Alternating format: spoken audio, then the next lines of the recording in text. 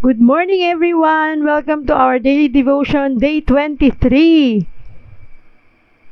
Yan, magandang umaga po sa inyong lahat. Another beautiful day and beautiful morning. Ayan, ang ganda talaga ng araw. Kasi po, ayan ang sikat na naman niya. Thank you Lord for this wonderful day. And thank you Lord sa opportunity na muli na namang makapagpuri sa iyo at makasama ka ngayong araw na to. So bago po tayo magpatuloy, check natin ang atin pong sound, ang audio natin. Kumusta po ang inyong umaga? Ayan, salamat sa Diyos at napakalinaw. Ayan. Okay, so ngayon pong umaga ay muli na naman tayong ginising ni Lord. Isang magandang umaga talaga sa ating lahat. Good morning everyone. So smile naman tayo dyan kahit di nyo ako nakikita. Hopefully last na po itong araw na to na tayo ay naka face mask. Konti na lang talaga. Ayoko lang po kasing tanggalin ito na medyo nandun pa yung madidistract kayo sa itsura ko. And I know that God is continuing to give us the strength. Ayan, salamat Lord. Thank you talaga. Every morning excited akong gumising and masaya akong bumabangon dahil alam ko na meron na naman tayong magandang pag-uusapan at mensaheng makukuha sa Panginoon ngayong araw na to. Thank you talaga Lord. So ang atin pong devotion for today ay parang continuation ng kahapon, no? Series po kasi ito ng Beatitude sa Matthew 5. So ngayon po ay nasa Matthew 5 verse 5 na tayo. Ang sabi dito, blessed are the meek for they will inherit the earth. Sa Tagalog, pinagpala ang mga mapagpakumbaba sapagkat mamanahin nila ang daigdig. Hallelujah. Let us pray. Father in heaven, thank you once again, Lord, for this another wonderful day. Thank you, Lord Jesus, for your love. Talaga naman, Panginoon, na lagi mo kaming ginigising upang marinig at malaman namin ang nais mong ipahatid sa amin ngayong umaga na ito. Hayaan mo, O Diyos, na kami ay palagi lamang umasa sa iyo. Itago mo ko sa iyong likuran, Panginoon, at ang nais mo ang siyang mangyari at ang nais mo ang siyang makarating sa aming mga puso at isip, Panginoon. Mangusap ka sa amin, Panginoon, at nawa, O Diyos, ikaw po ang marinig, ikaw ang maramdaman ng lahat ng mga makakapanood ngayong umagang ito at sa mga replay pa ng devotion natin. Salamat Lord Jesus, and we bring back all the glory and praises in Jesus' name we pray. Amen. So good morning pong muli sa inyong lahat. Napakaganda po ng mensahe ng Panginoon ngayong umaga.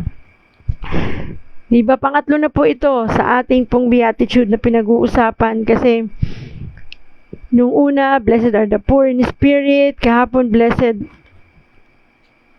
ano ba yung sabi kahapon? Ayan, di ba nakalimutan? I-review lang natin. Blessed are those who mourn, for they will be comforted. Ngayon naman, Matthew 5 verse 5, blessed are the meek, for they will inherit the earth. Pinagpala ang mga mapagpakumbaba sapagkat mamanahin nila ang daigdig. Di ba nakakatuwa na laging tayong nire-remind ng Lord when it comes to pagpapakumbaba. Humility, di ba? And meekness. Kasi yung word dito, yun yung word na hindi naman natin madalas ginagamit, di ba? Pero ito yung kabaligtaran ng parang sinasabing, ito yung hindi power, ito yung hindi privilege. Kumbaga, ito yung kababaang loob natin. Kung mapapansin niyo for the past days and weeks na tayo po ay nagde-devotion, madalas natin na pag-uusapan yung tungkol sa pagpapakumbaba. At dito po sa verse na ito ay pinatotohanan ng Diyos na talaga naman yung kanyang pangako para sa mga marunong magpakumbaba at sa mga taong nagpapakumbaba ay hindi lamang isang simpleng pangako, kundi sinasabi niya na pinagpala ang mga mapagpakumbaba sapagkat mamanahin nila ang daigdig. Grabe, no? So, kumbaga, ang pagpapakumbaba or ang meekness ay strength. Ito yung lakas natin na kabaligtaran sa sinasabi ng mundo. Kasi sa mundo, dito sa ating kinalalagyan ngayon, ang itinuturo sa atin is para makuha natin ang mundo, makuha natin ang atensyon ng lahat, or makilala tayo is through power, sariling strength, di ba? Yung kilala tayo, sikat tayo, mayaman tayo, marami tayong pera, we have the power, di ba? Sabi nga, pag marami kang pera, may kapangyarihan ka. Yun yung mga sinasabi ng iba, at lalo na influence, di ba? Kapag ma-impluwensya kang tao, iba ka, tinitingala ka, tinitingnan ka. Yun ang mundo. Pero sa mundo sa sinasabi ng Diyos dito, ang tunay na para ma-inherit mo ang daigdig or ang mundo is kailangan tayo ay marunong magpakumbaba. Kasi sinasabi niya na agad o pinagpala. Hindi niya sinabing pagpapalain, kung hindi pinagpala na kaagad ang mga taong marunong magpakumbaba sapagkat mamanahin nila ang daigdig. Diba, ang sarap, no? Thank you, Lord. Napakaganda naman ng ganung message na alam mo na kapag may kapakumbabaan ka pala, ay talaga namang makukuha mo ng lahat. Mundo na yung pinag-uusapan eh. Diba, hindi tayo dapat, kung tayo ay anak ng Diyos, hindi na tayo nakatingin dun sa mundo dito, kung hindi yung sinasabi ng Panginoon na kung gusto mong makuha ang lahat ng yan, ang dapat mong gawin ay magpakumbaba. Di ba parang, kung iisipin mo, paano gagawin yun, Lord, na magpapakumbaba, tapos ma-inherit ko na yung daigdig o yung earth? Eh, ang alam ko, kailangan ko maging magaling, kailangan ko maging powerful, kailangan ko maraming pera para alam mo yun, makuha ko mundo. Pero sa mata ng Diyos at sinasabi ng Panginoon, hindi. Kasi once na kinuha mo ang lahat ng bagay dito sa mundo sa sarili mong kakayahan, wala namang si Lord doon. Hindi na siya kasama doon sa picture. Kumbaga para ikaw na lang ang bida. So nasa na si Lord doon sa buhay na yun? Nasa na si Lord? Nakakalimutan ng lahat at natatakpan na si Lord doon sa naiisip nating mundo na gusto nating makuha. Number 1 dyan ay pera, di ba? Kapag marami tayong pera, powerful tayo. Yun yung karamihang mindset ng marami eh. Pag mahirap ka, wala kang pera, kaawa-awa ka, wala kang say, wala kang silbi dito sa mundo. Samantalang yung mga mayayaman, maraming pera, sila yung may boses. Ganun tayo eh, ganun tayo mag-isip dito sa mundo. Pero pag pinag-usapan natin ang nais ng Panginoon para sa atin, ay ibang-iba. Sinasabi niyang, blessed are the meek, for they will inherit the earth. So kapag naunawaan natin ito na ang tunay na katagumpayan at ang tunay na power ay makukuha mo sa pagiging mapagpakumbaba o yung meekness na sinatawag. Diba? Kasi yung meekness is not power. It's a strength from the Lord. Kasi si Lord na yung nag-acknowledge sa'yo eh. Imagine mo kung siya yung, dahil sa pagiging mapagpakumbaba mo, ang Lord ang iyong napiplease, so siya yung magbibigay ng power na gusto mo. Pero ang kagandahan nun, in accordance yun, dun sa will ng Lord, yung gusto ng Panginoon sa'yo, hindi yung gusto mo. Kasi maraming tao gustong yumaman, promise, isa ako dyan. Patotoo ko yan. Isa ako dyan na halos talagang binulag ako ng salitang yaman.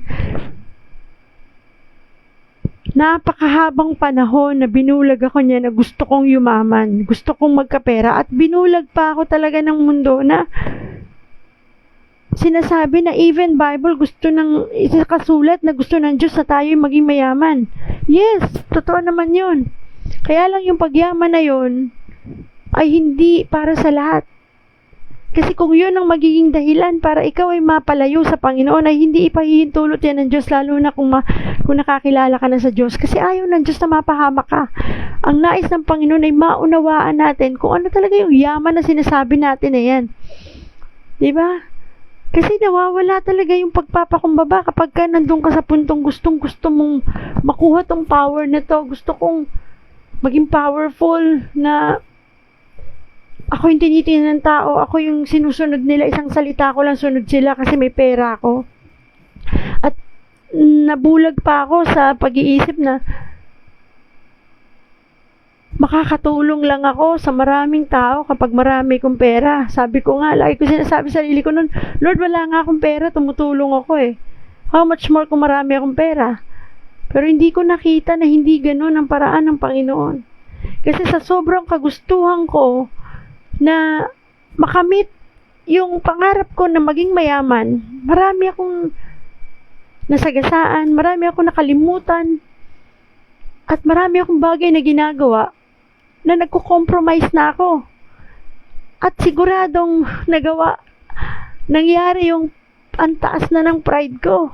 Hindi na ako nagdepende sa Panginoon. Kung hindi, nagdepende na ako sa sarili kong kakayahan. Dumating pa sa puntong sa sobrang gustong-gusto kong makuha yung yaman na yon at makamit yung pangarap ko na yon, talagang nagpaka-busy ako. Halos hindi na ako natutulog.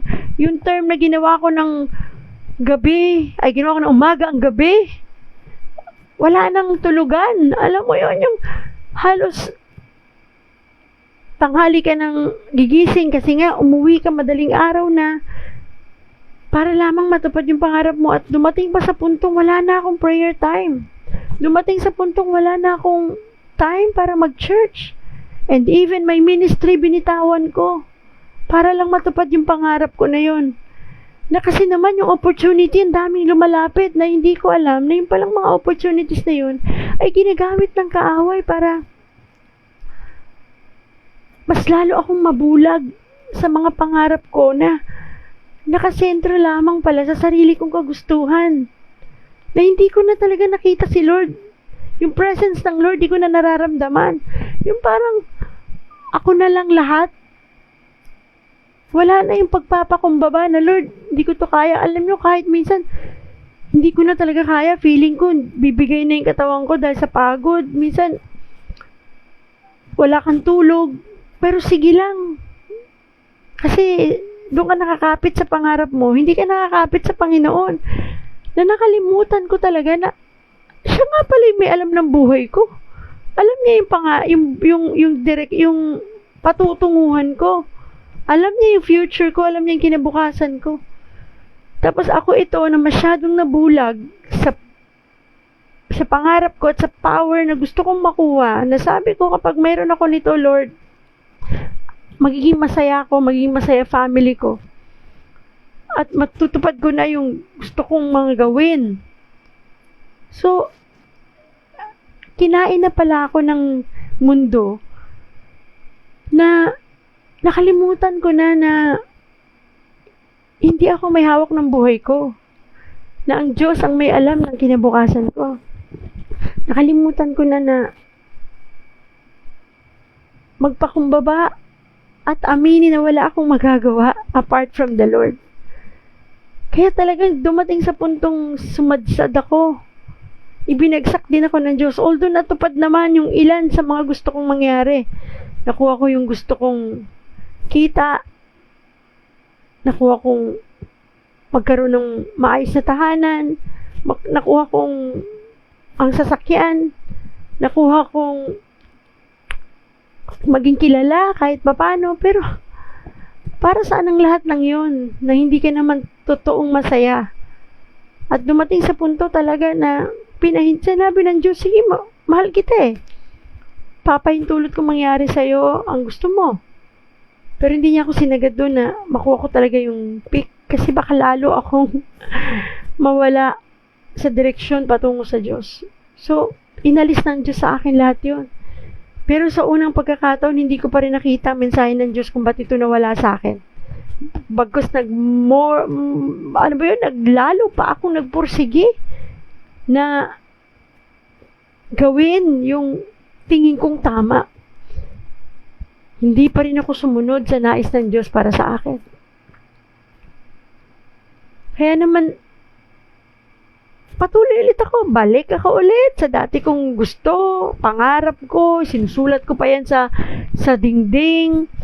Ginagawan ko pa yan ng dream board. Walang masama sa paggawa ng dream board, pero ang sinasabi ko, kapag iyang dream board mo ay hindi yan nakadepende or nakaayon sa kalooban ng Panginoon, mapoprostrate ka lang at madidisappoint dahil siguradong hindi yan mangyayari. Pero kapag iyan ay ipinagpa sa Diyos mo at ginagawa mo yan in accordance to God's will, ay magkakaroon niya ng katuparan. At kahit hindi mo pa man yan nakukuha, kapag alam mong ang Diyos ang kaagapay mo dito, nandiyan ka pa lang sa sitwasyon mo, alam mong winner ka na, alam mong kuha mo na, di ba? Yung totoong faith, di ba? Kasi, at kung nasa Panginoon na tayo talaga, katulad ng nangyayari sa akin ngayon, na hindi pala nabuksan yung mga mata ko, na hindi pala talaga yun ang gusto ng Diyos para sa akin, yung gusto ko. Hindi gusto ng Diyos na maging mayaman ako at magkaroon ng lahat ng material na bagay na meron ako. Ngayon ko lang nalinawan ng lahat nung ipinagpa sa Diyos ko ang lahat at nagpakumbaba ako at sinabi kong, Lord, wala na akong kayang gawin. At hindi ko matutupad ang lahat ng ito. Kahit anong gawin ko, dahil hindi naman ito yung kalooban mo para sa akin. Kasi nung nilikha tayo ng Diyos, meron siyang kalooban para sa atin. At meron siyang plano para sa atin. At may purpose tayo kung bakit tayo nandito sa mundo, kung bakit tayo nilikha ng Diyos. Kaya sabi ko, Lord, ngayon po, alam nyo, dahil ko pa yung, hindi po ako materially kumpleto, wala akong yaman na pwede kong ipagmalaki. Wala akong pera na malaki, milyon-milyon para sabihin kong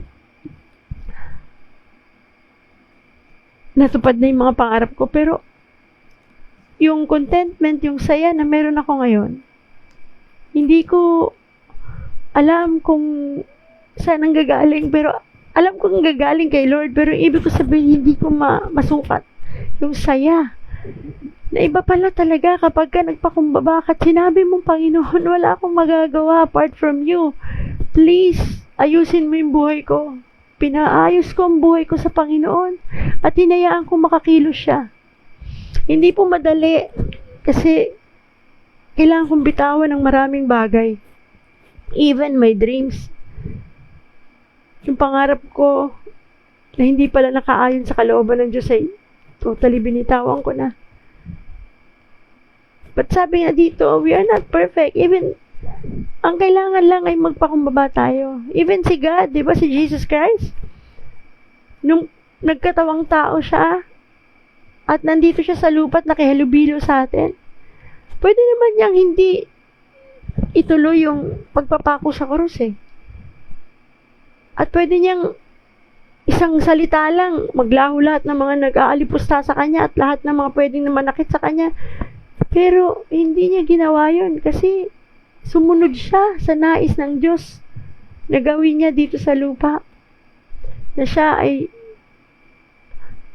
maipako sa krus, mamatay, ilibing at mabuhay na mag-uli. Diba? Ultimong si Jesus Christ nagpakumbaba. Tayo pa kaya na kanyang mga anak dito sa lupa? Kapag naunawaan natin na ang meekness ay ang kababaang loob na yan ay ang ating kalakasan, ay talagang kakapit lang tayo sa Panginoon eh. Tayo bibitaw. Diba? Sabi nga dito, everything around us, the world, the culture, the people, tends to upload power and strength, independence and intelligence, boldness and superiority. Pero dito sa ating tinuturo ng Panginoon, hina-highlight niya yung kakaibang blessing na pwede niyang ibigay sa atin ang dahil lamang sa pagpapakumbaba. Blessed are the meek, for they will inherit the earth. Pinagpala ang mga mapagpakumbaba sapagkat mamanahin nila ang daigdig. The English word meek comes from the Greek word praise or praus. It means gentle, humble, or submissive, modest, mild, or unpretentious. In fact, when Paul describes the fruits of the Spirit, which yun yung dinidevelop natin o dinidevelop sa atin through the Holy Spirit, yung word na meekness and gentleness, laging nagagamit ito, di ba? Kasama po yan. Kasi yun naman ang nais ng Diyos sa atin eh. Na magkaroon talaga tayo ng bunga. Na ibinigay na sa atin yun at ito ay magbunga. Kumbaga, ikaw na yan. Makikita ng tao sa'yo. Yung gentleness and meekness. Di ba? Napaka sarap po ng pakiramdam katulad na i-share ko sa inyo. Ngayon, sa buhay kong ito, talagang sabi ko, Lord, wala na. This is all yours. Kasi, ano pa ba ang pwede ko pagmalaki sa'yo? Wala akong kayang gawin, Lord, kung wala ka sa buhay ko. Kasi isang ganun lang, ang dami nangyari sa buhay ko. Isang ganun, nawala ang lahat ng material na bagay na meron ako noon. Isang ganyan lang, nagkasakit ako. So, anong naisip parating ng Diyos? Magpakumbaba tayo at lahat isurrender natin sa Kanya. And you will inherit the earth. Ano man ang nais mo sa buhay mo, pagpasa Diyos mo yan, idulog mo sa Diyos yan. Kahit yan pa yung mga pangarap mo, walang masamang mangarap. Baka narinig nyo doon sa patotoo ko na binanggit ko yung pangarap. Hindi masamang mangarap. Kaya lang tandaan mo yung pangarap mo, i-align mo sa kalooban ng Diyos. Kasi minsan, sa sobrang kagustuhan nating matupad itong mga pangarap na to, lumilihis tayo sa kagustuhan ng Diyos. Kasi, minsan, ako po ito ha, noong mga panahon na yon na ako'y litong-litot ligaw na ligaw, naririnig ko na nababasa ko sa Bible, naririnig ko sa mga pastors, na ito yung nais ng Diyos na gusto kong napagawa sa akin. Pero dahil sa may gusto ako, dahil itong pangarap na itong gusto ko, lumilihis ako, gusto ng Diyos diretso, kumakaliwa ako or kumakanan ako, hindi ako dumidiretso sa gusto ng Diyos. Kahit alam ko na, alam mo yun, nagko-compromise na ako to the point na talagang hindi, Lord, ito yung gusto ko At ang dami ko pang alibay, ang dami kong dahilan para lang matupad ko yung mga pangarap ko na yun. Nakalimutan ko. At talaga nabulag ako ng mundo na ang Diyos ang may alam ng iyong kinabukasan. Nakalimutan mo na ganun ka-powerful ang Diyos na pag alam niyang kakapahamak mo yan, ibabalik ka niyan sa tamang landas. Kahit masakit, mahirap ang paraan para makabalik ka, ibabalik ka niya kasi mahal ka niya Maraming beses na po ako napahamak ng dahil sa sarili kong kagustuhan, dahil sa sarili kong pangarap na gusto kong matupad, na hindi naka-align sa Lord. At dahil sa yabang na meron ako, gusto ko ito. Minsan actually, hindi minsan, madalas. Bago ko pa ipagdasal sa Diyos, na desisyonan ko na. Di ba ganun po akong tao noon? Hindi ko pinagpipray na, Lord, kalooban mo po ba ito? Or gusto mo po bang gawin ko to? Bigyan niyo muna po ako ng malinaw na direksyon. Hindi po ako ganun. Ang dasal ko na palagi, Lord, tulungan mo ko kasi dito na ako, ginawa ko na to, sinimulan ko na to. Alam mo yun, yung parang inuutusan ko ang Panginoon kung ano yung gagawin para sa akin. Pero dahil mahal ako ng Diyos, mahal tayo ng Diyos, pinaburan pa rin ako, yung grace niya nandun pa din. Ito, buhay pa ako, malakas pa ako. Kahit nga dumaan ako sa maraming sakit, actually, hindi lang po yung stroke ang dinaanan ko, sakit ko, ikukwento ko sa inyo lahat. Kaya nga, binibiro ko yung mga anak ko, anak, pag siyam na buhay na to ni Mami, parang pusa lang, no? Pero alam nyo, napakabuti ng Panginoon kasi kahit anong direksyon ang gusto mong gawin sa buhay mo, ibabalik ka niya sa talagang dapat doon ka. Ang kailangan lang yung desisyonan mo yon na magpakumbaba ka na talaga namang wala ka na magagawa na hindi mo talaga kaya yan ng mag-isa. Na kapag hiwalay ka sa Panginoon, talaga namang mauuwi lang sa pagod lang. Sa totoo lang, sabi ko nga kahit Lord, ang dami ko natutunan sa mga nagdaang experiences ko. Pero, may mga panahon na rin na sayang. Na dapat sana ginamit ko na yon sa paglilingkod sa iyo. Na dapat sana. Yung nais mo na ang nangyari. Pero ganun pa man, hindi ko po yan sinisising kahit na sino, kahit ang sarili ko. Nung una, dumaan po ako sa puntong naninisi na ako ng ibang tao, sinisi ko na yung sarili ko. To the point na sobra na akong pinanghinaan dahil sa sobrang alam mo yun, hinayang. Pero mali. Lahat ito ay nangyari, inalaw ng Diyos para mas lalo kang tumatag. Pero sabi ko nga, pwede namang daanan ang buhay na hindi ganun kabigat. Kung sa umpisa pa lang, ay matuto na tayong magpakumbaba sa Diyos. Ngayon na naririnig mong mensaheng to, hindi to galing sa akin. Galing to sa Panginoon na sinasabi niya na pinagpala ang mga mapagpakumbaba sapagkat mamanahin nila ang daigdig. Imagine mo daigdig na yung sinasabi. Ano pa ba ang nais mo? Para hindi mo ipagkatiwala lahat yan sa Diyos. Minsan talaga maraming tao, isa na ako doon noon na nagbibingi-bingihan sa mensahe ng Diyos. Nang may ilang beses mo nang narinig pero hindi mo pa din pinakikinggan at isinasabuhay. Kasi nga, alam mo na ito ang parang feeling mo. Sa tingin mo, kapag ginawa ko to, sinunod ko tong nais ng Diyos, hindi matutupad itong mga pangarap ko. Kumbaga, the clock is ticking, kumbaga. Ganun ako na ni Lord, tumatakbo oras. Lumalaki mga anak ko. Magka-high school, magka-college, mag-aaral yung mga yan. Tapos ito buhay ko. Kailangan ko trumabaho, Lord. Kailangan ko kumilos, kailangan ko kumita. Kailangan ko yumaman. Kasi 3 tong anak ko na pag-aaralin ko, Lord. Pati nga, asawa ko nakalimutan ko. O nga pala, hindi ako nag-iisa. May asawa pa akong katuwang sa buhay ko. Sa sobrang binulag ako ng mundo, na ang lahat ay kaya kong gawin on my own effort. Wala akong kapakumbabaan. Sinasabi ko lang lahat sa Diyos ang gusto ko, pero hindi ako sumusunod sa Kanya at nagpapakumbaba. Kasi yun ang nais ng Diyos di ba?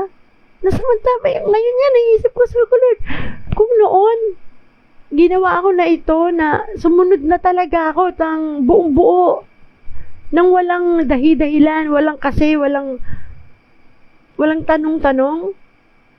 Sabi ko, Lord, sigurado, ibang-iba yung direksyon ng buhay ko at wala sigurado akong kamag-anak na namatay na hindi man lang na-share ng good news at hindi napatanggap sa Diyos.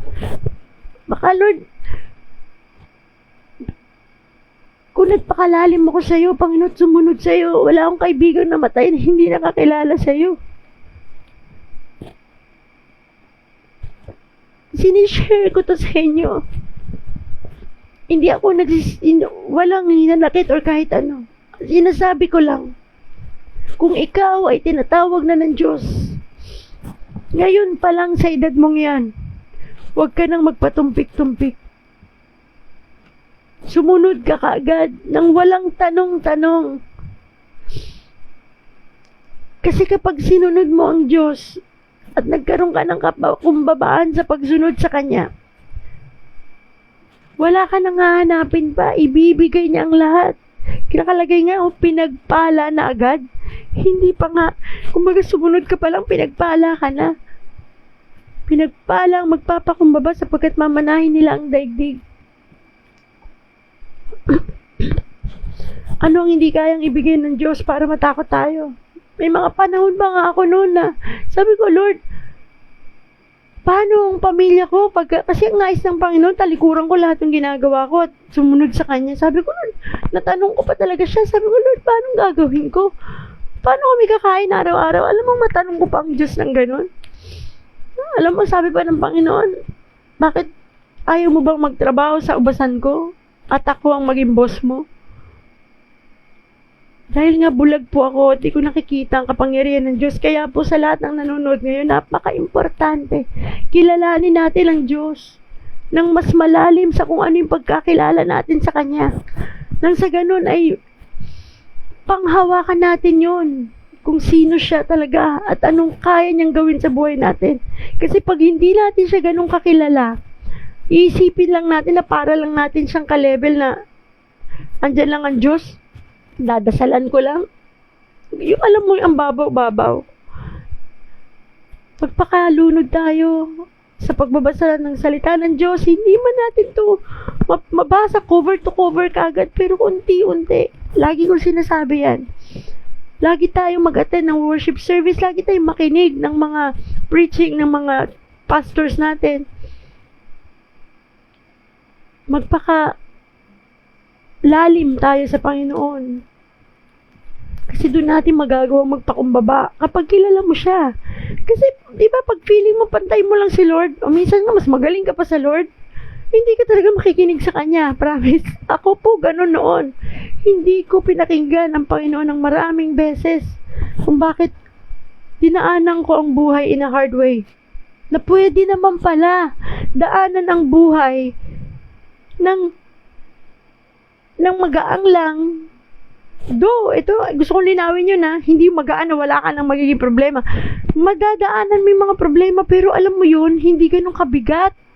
At di mo rin ganun kabigat yung dadalhin kasi kasama mo ang Diyos. Nakaagapay siya, nakabantay kasi itong anak ko to, alagaan ko, babantayan ko kasi tamang direksyon yung pinupuntahan nito. At alam ko kung sino laman ang puso niya, kundi ako lang. At mapagpakumbaba itong anak ko na ito. Kaya ibibless ko siya. Alam mo yung ganon? Sabi ko nga, Lord, sana lahat ng tao ganon mag-isip. Para hindi mo nadaanan yung bigat ng buhay. Na hindi ka nadadaan na madidepress ka pa, mai-stress ka, matatakot ka, magwo-worry ka, na to the point na magkakasakit ka na sa sobrang pag-aalala mo dahil nga nakadepende ka lang sa sarili mong kakayahan. Napaka ganda ng pangako ng Panginoon. Ang kailangan lang ay magdesisyon tayo na sumunod sa Kanyang mga nais para sa buhay natin.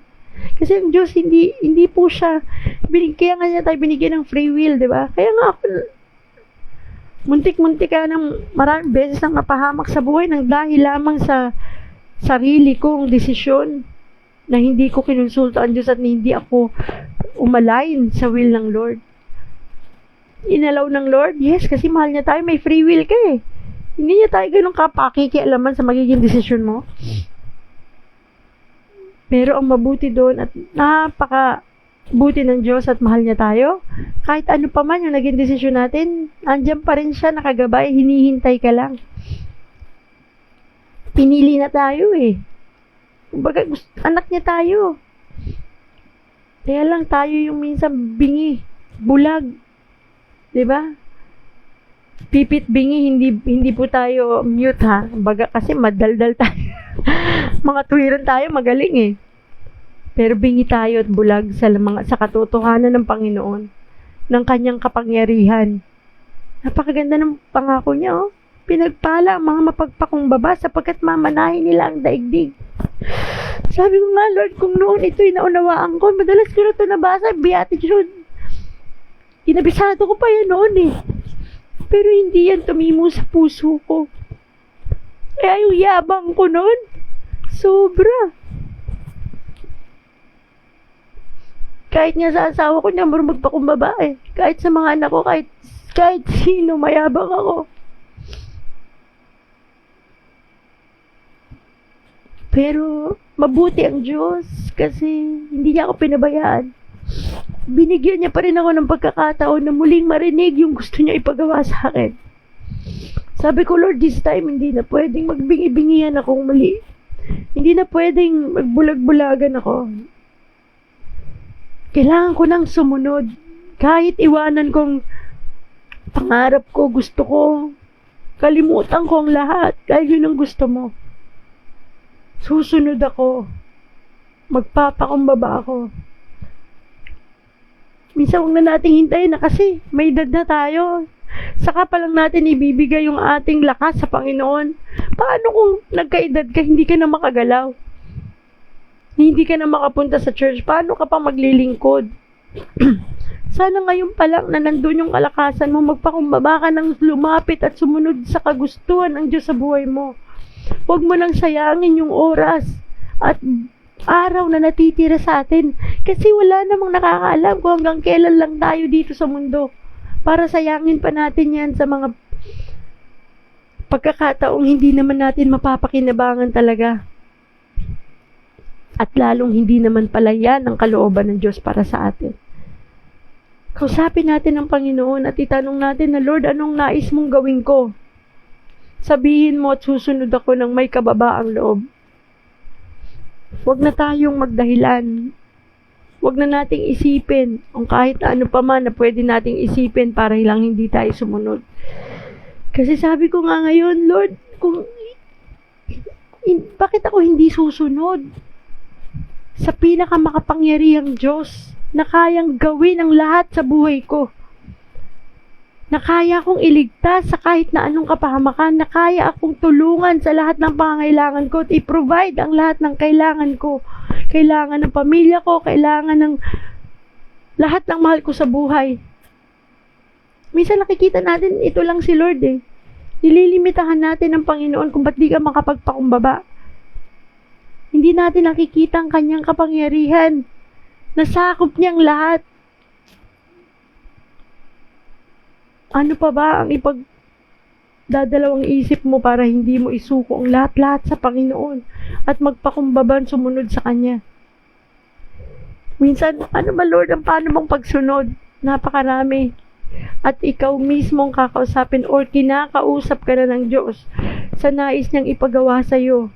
Kaya lang again, katulad ko noon, nagbibingi-bingihan tayo at nagbubulag-bulagan sa nais ipagawa ng Diyos kasi maraming tatamaan. Maraming tayo kasing kinompromise na parang, Lord, kaya hindi ako makasunod kasi sayang to. Kasi. Kaya nga yung pinapaalis ng Diyos sa'yo eh. Kasi hindi yan makakatulong sa buhay mo. At hindi yan makalulugod sa Kanya. Ang Panginoon ay may kanya-kanyang mensahe para sa atin. Kaya nga, tayo ay meron tayong relationship sa Panginoon. Yung relasyon na yan ay napaka-importante kasi yun yung nagbabind sa atin with the Lord. At yan yung relasyon na yan na kapag meron ka sa Diyos, maliligaw ka man ng konti, itutuwid ka niya ulit. At sigurado, kakausapin ka niya sa puso mo at sa isip mo kung ano yung nais niyang ipagawa sa iyo. Kasi may kanya-kanya tayong assignment dito sa mundo. May mission tayo dito sa mundo. May kanya-kanya tayong nais ipagawa ng Diyos sa atin.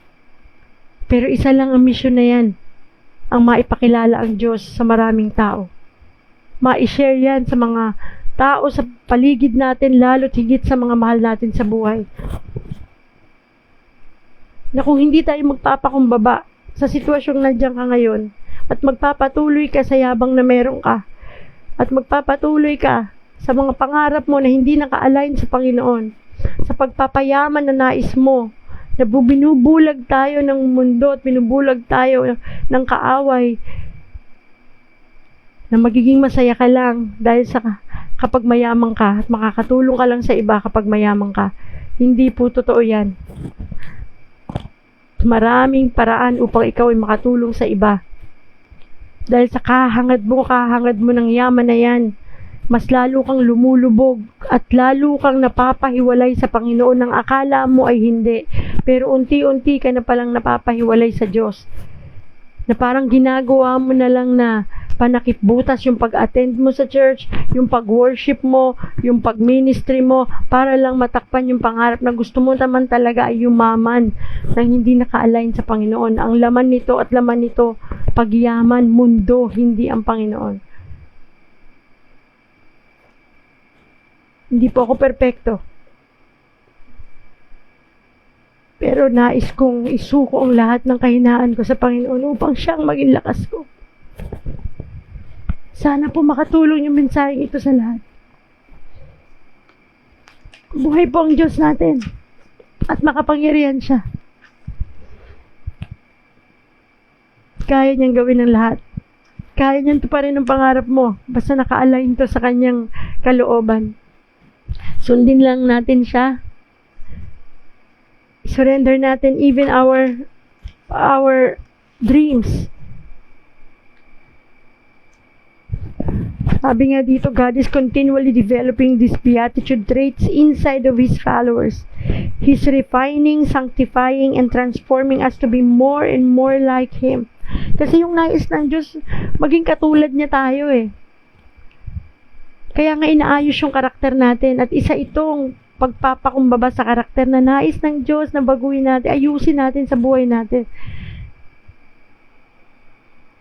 Kaya nire-refine tayo, di ba?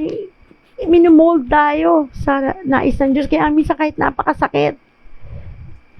Kasi hindi ka pa rin sumusunod, kaya ka nasasaktan. Sumunod ka, hindi ka masasaktan, promise.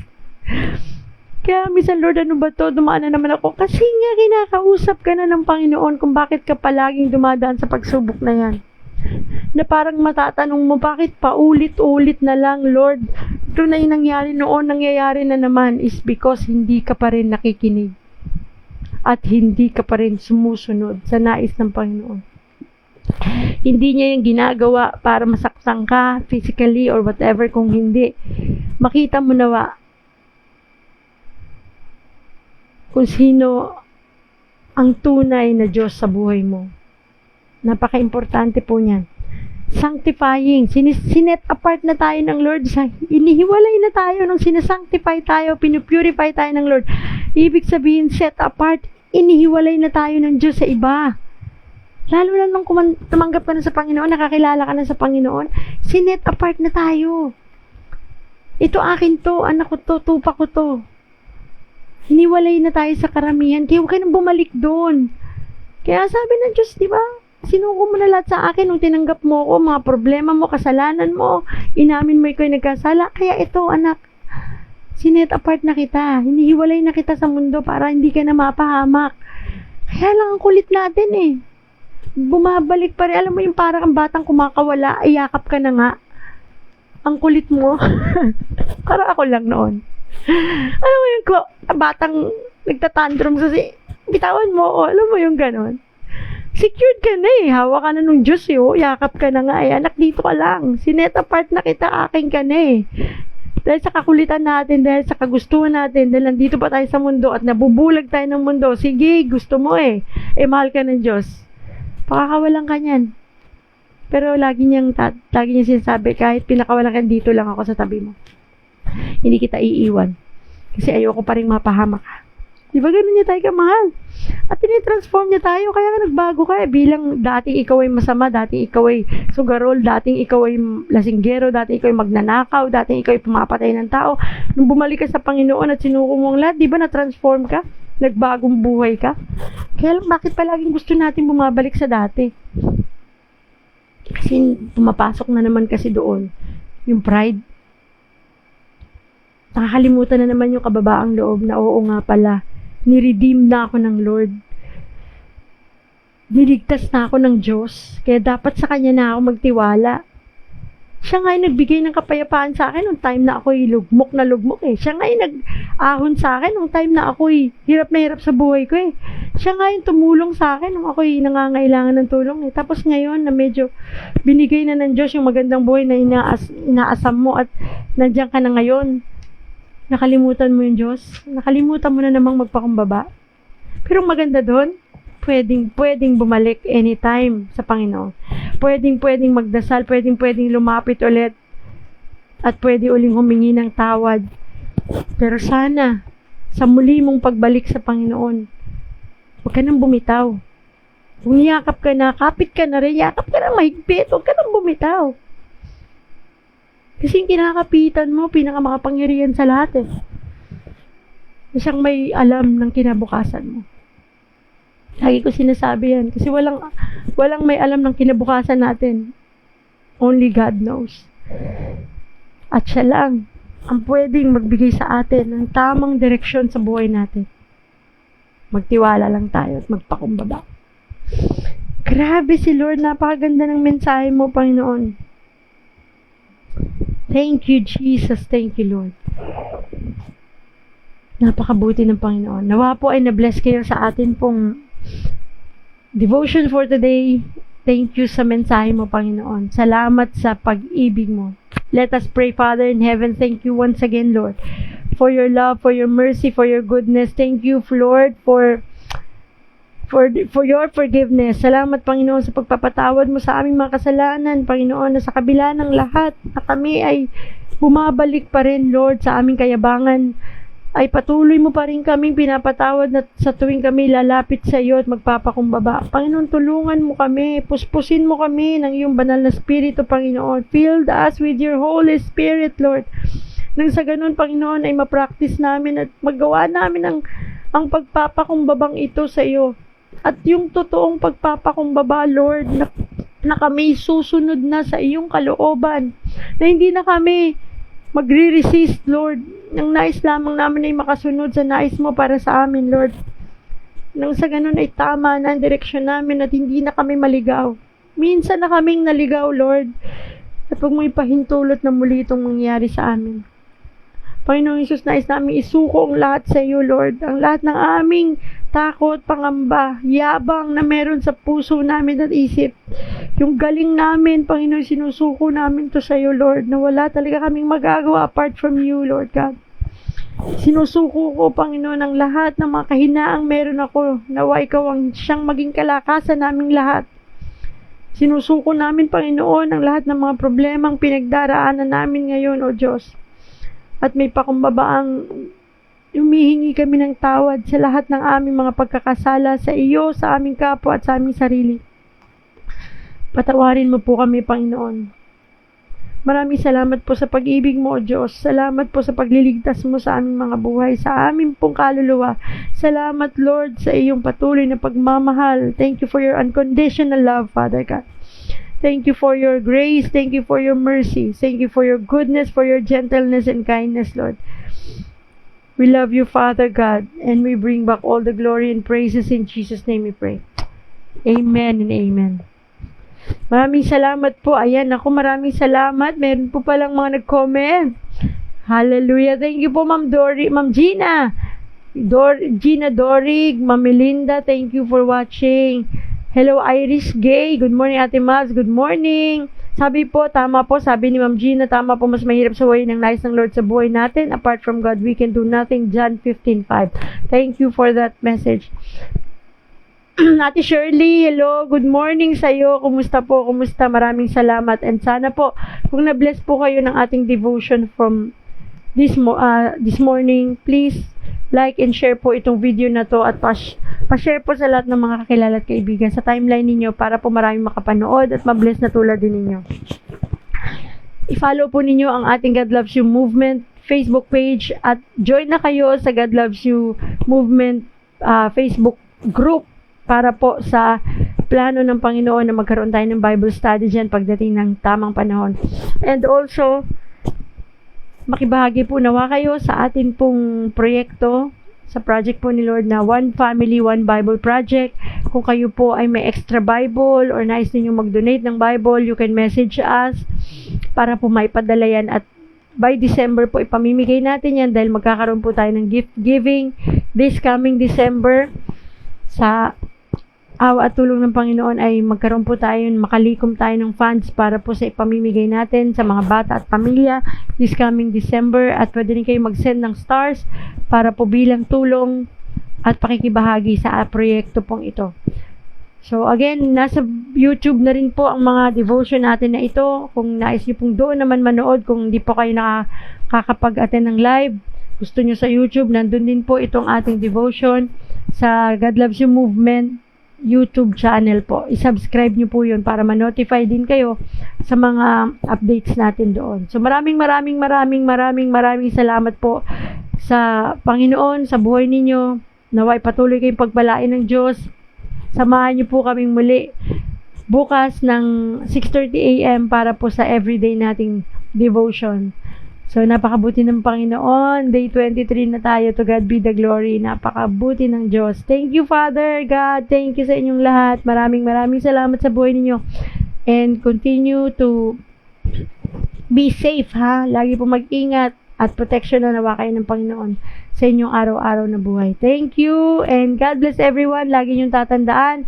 God loves you. Mahal na mahal po kayo ng Diyos. Bye-bye. God bless everyone. See you tomorrow, 6:30 AM. Bye-bye.